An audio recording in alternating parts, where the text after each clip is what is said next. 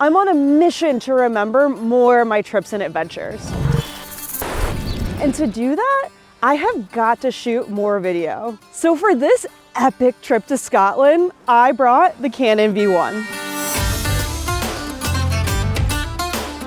As I get a little bit older, my memory just isn't what it used to be. I always take a ton of stills, but I don't always remember the situations around it. They just don't cut it. I need to take more video, and the only way I'm gonna do it is if I'm using a relatively easy, lightweight, and most importantly, unobtrusive camera. So look at this freaking castle. I keep just singing Outlander theme song around here.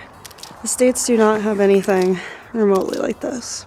The first thing that attracted me to this camera is just simply its size. It is weighing in at just 15 ounces. It's easy to film in selfie mode if you're doing a lot of that kind of stuff. Your arm is not shaking too much. With this, we get a 22 megapixel 1.4 inch sensor. That's similar in size to a Micro Four Thirds, a little bit bigger than what you often see with cameras like this, which is just a 1-inch sensor. You get wonderful 4K footage, which honestly I'd expect from any modern camera like this, but you also get C-Log 3, which is super exciting, and even more exciting, this cooling fan that will hopefully alleviate some problems that some previous Canon cameras have had.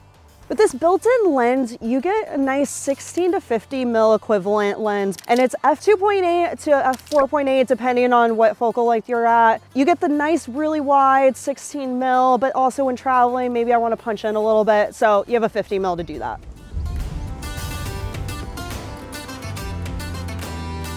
So I'd really like to tell you about IBIS on this camera, but I think we have to find a little bit better of a path to do it. Let's go.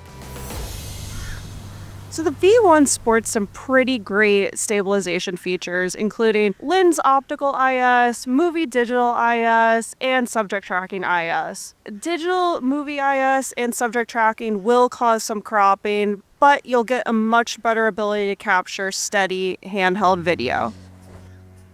We're done, we're done.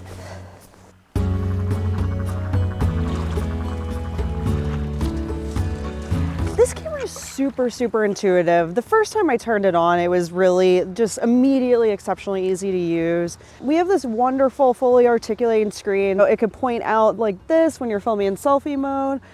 Or you know what I actually personally love to do is when I'm not using a camera, just being able to flip it closed, protect it in my bag. I really love that. So you don't have a pop-up viewfinder like some other point and shoot cameras have. You're relying exclusively on this fully articulating screen, which here in Scotland isn't the biggest problem. We've had a lot of cloud cover. Even on the sunny days, it's still not that bright, but I could see if you're in a super bright climate, dead of summer, it might be a tiny bit hard to see the screen. So that's just something to consider.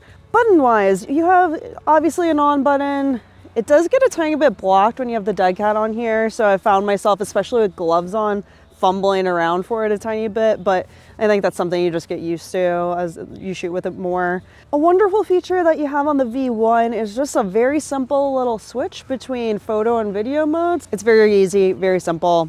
I love it. Like most other point and shoots with this camera, you have the little power zoom. You just go back and forth, very simple. Also, solid to hold, you know, the grip is it feels good. It comes with a little strap. I just loop it around so I'm like more secure. It feels correct in my hand. It feels really like nice and steady, which I really love. Ports, you have pretty standard. You have the mic input, you have headphone, USB-C, and an HDMI. Something that's a little bit different with the V1 from the G7X series and some of the other like point and shoot Canons is you don't actually have that pop-up flash that people really love. There is kind of a funky workaround where with this multi-purpose hot shoe, you can get an adapter and use an external flash. It's nice to have that option, but I probably wouldn't do that myself because it kind of defeats the purpose of what this camera is to me as a very portable, small device. One thing to note with this camera is it actually is not weather sealed. Snow on the lens, snow on the lens, uh-oh. It's okay, snow brushes off, it's not that wet. Which I know a ton of cameras aren't weather sealed, but for a small camera, like a daily carry, I probably would prefer it be weather sealed, especially in a particularly wet climate like Scotland. I have been popping it just into my jacket pocket if it starts really raining, but I hope we don't have issues with that because I think we're gonna go up the mountain soon where it looks like it's actually snowing. Amy, we couldn't go to like Spain, Greece, Italy. No, we go to Scotland in November. Why do we? I bring you to my favourite place on earth and this is how you treat it?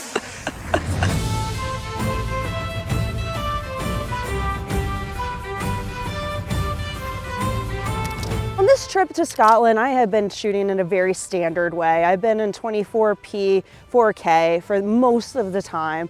I have shot some example footage with the 4K 60p, and then you also get full HD at 120p, so you can get some beautiful slow-mo shots just with this small little package. You also have the Canon C-Log. That's what I've mainly been shooting on. I've been exceptionally happy with this so far in video. I haven't had any overheating on this camera, but to be fair, if this overheated at this temperature, I don't know what I would do.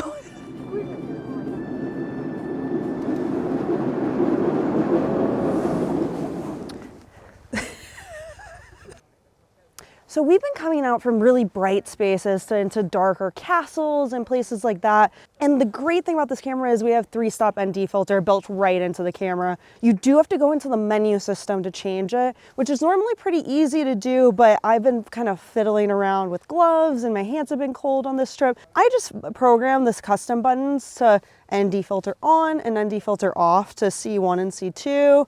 I found that to be pretty easy. Maybe there's another easier way, but this works for me. And it's nice and quick and easy and simple. And I said easy a lot of times. Built-in ND filters, great thing. One of my toxic traits is I actually find myself looking at myself in the screen when filming in selfie mode. So I'm actually just gonna pop that screen away because this camera has a wonderful tally light that tells me when I'm filming in selfie mode. I can be confident. I don't have to, double check I'm recording. It tells me right here.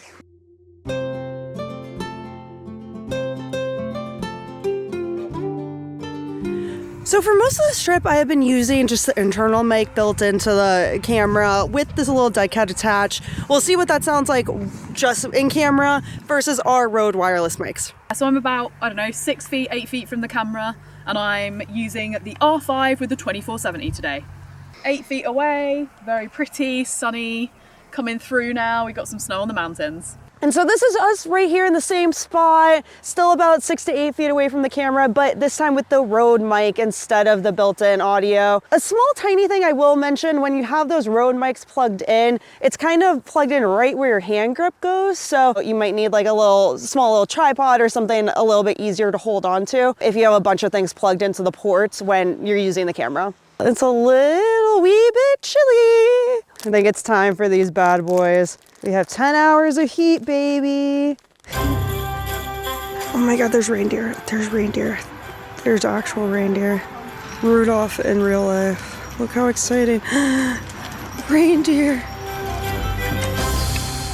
We came down the mountain, we tested out the autofocus with Wally a little bit earlier. We're gonna try it out on people now. I'm gonna shoot on high speed continuous plus to see how fast we could get that going. Let's try it out.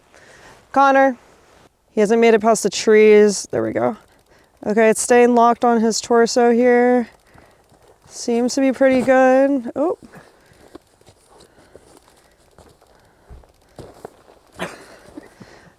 We have some blurriness towards the end. There's a couple bits, but like it locked onto him very, very well, very nicely. I mean, like look at, he's jumping around here. That blurred a little bit, but like, his face is pretty sharp.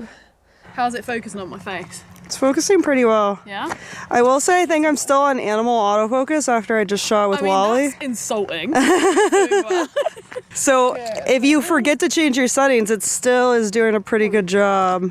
I think that the subject detect on animals or on people is still significantly better than it just being on auto, even if you have it on the wrong thing.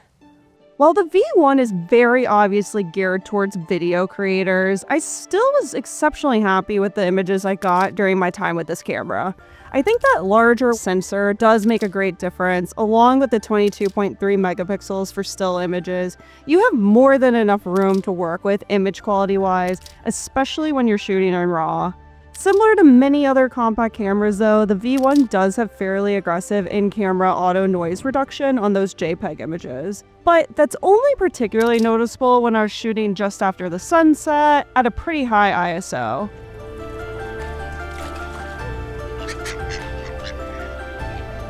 Is the Canon V1 the perfect video camera for me to take on adventures like this to Scotland and document my travels?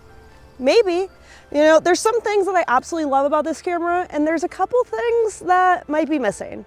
The V1 is designed so much with video creators in mind. For me, the biggest thing that's missing on this camera is just the viewfinder. I love a viewfinder. I love cameras with viewfinders. I also would appreciate just a little bit more distance, you know, something more like 24 to 100 or 24 to 120 would probably be appreciated for me. But all in all, I've been really happy with this camera. It's performed exceptionally well. Obviously the Canon colors always look amazing. So I've been really happy on that front. But what's your favorite compact camera to take on your adventures? Let me know in the comments. And for now, thanks for watching. I'll catch you in the next video.